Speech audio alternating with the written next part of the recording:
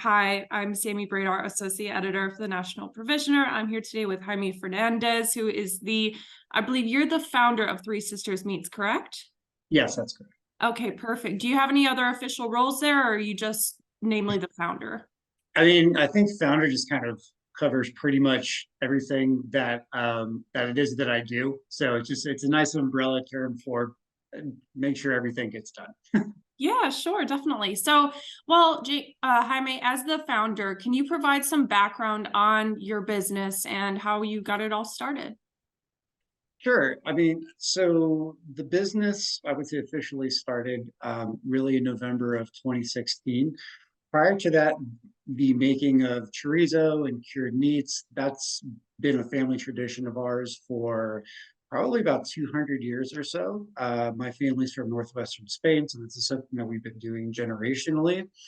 And then when I made the decision to start the company, I started really kind of at the very bottom, so to speak. So I transitioned from my previous profession, pretty much zero business experience, and I started working for a meat packing processor in the Bay Area, and we just had a handshake agreement on you come to work for me, and then when I open up the sausage and charcuterie, wing of the factory, you can transition there and start building things out.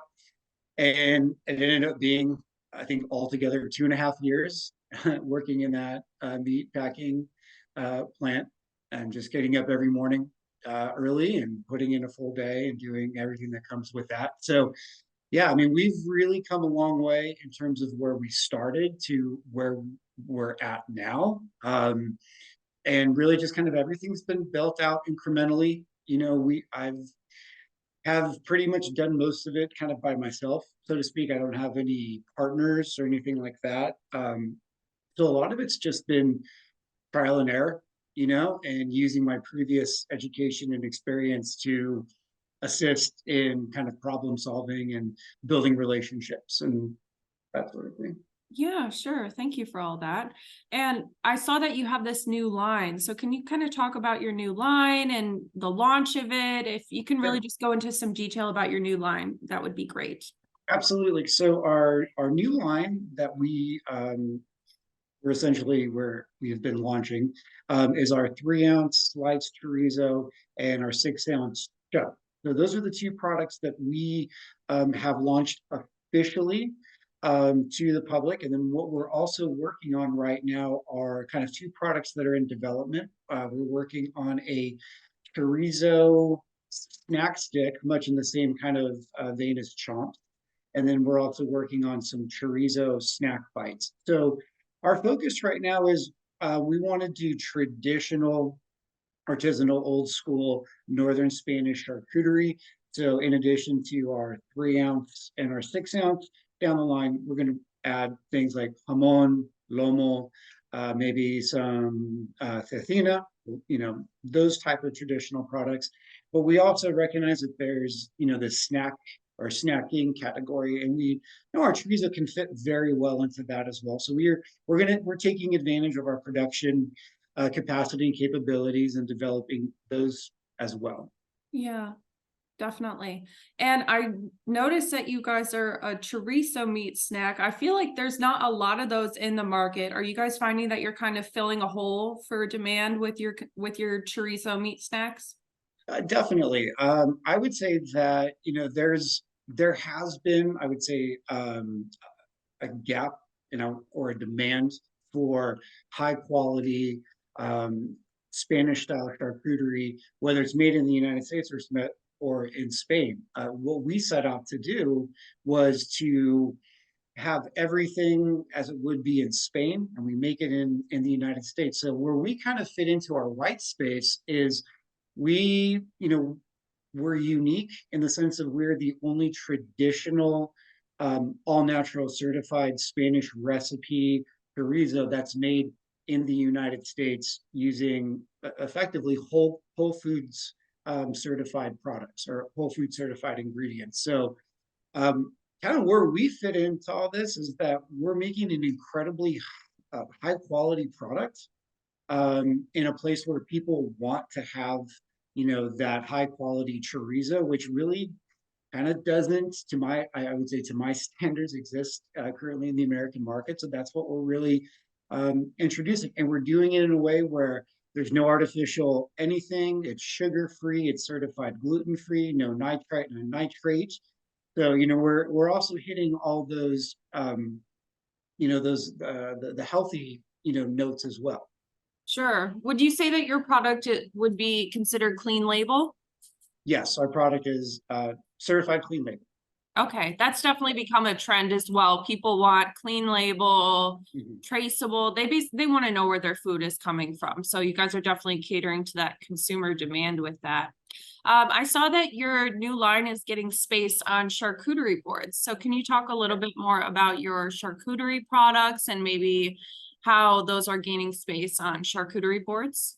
Yeah, for sure. And actually, this is kind of like our the time of year for us, where we really start to see that occurring, heading into the fall and then into the winter. So this is our favorite time of year, obviously. But yeah, our 3-ounce slice especially has worked just beautifully on charcuterie boards. What I've found and what customers have found as the width of the slice and also the thickness of the slice makes it ideal for any type of charcuterie board setting, and it blends well with different types of cheeses. Like for example, the traditional cheese to go with chorizo is manchego, but you can also use different types of sheep's milk and goat milk cheeses that also complement it very well.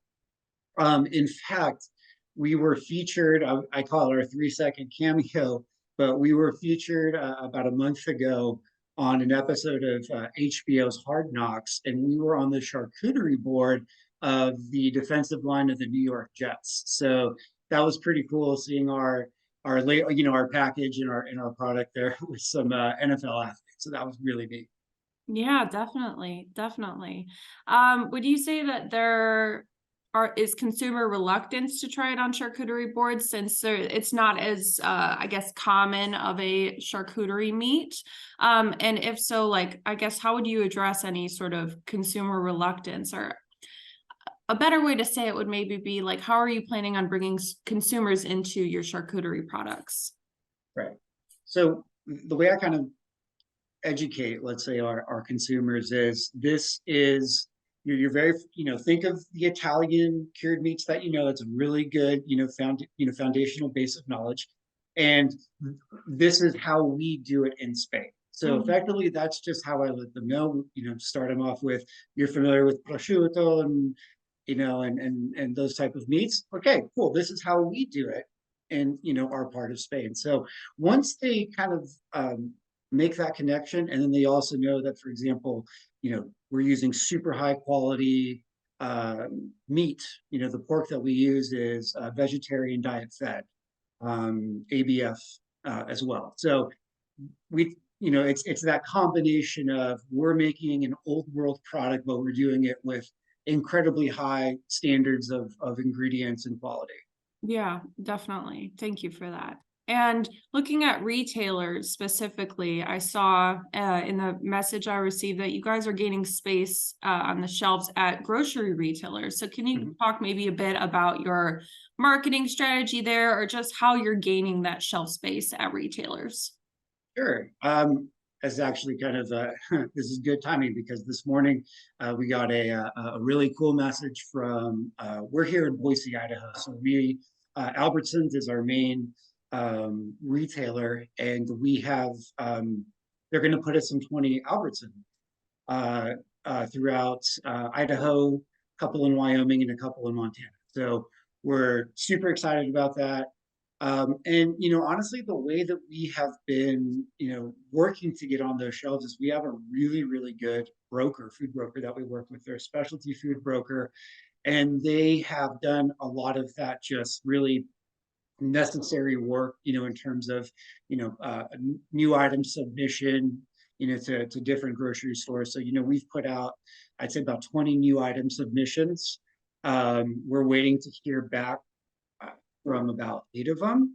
And then this Albertsons is one that we've just kind of been working on for the past couple of years since we live in Boise, the headquarters like 2 miles away.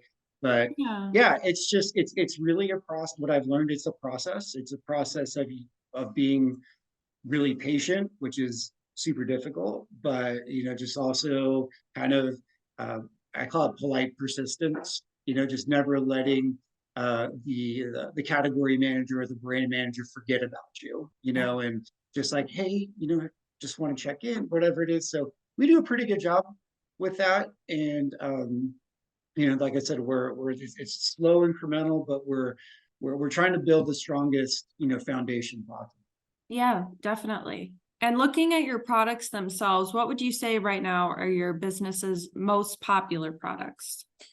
Yeah, I would say the three, if we're talking between the 3 ounce and the 6 ounce, I know the most consumers just they love the 3 ounce. That would be the big for your folks who go into Whole Foods, like that type of customer. And what I've also found is with the 6 ounce, a lot of chefs like that. So I'm working with different chefs.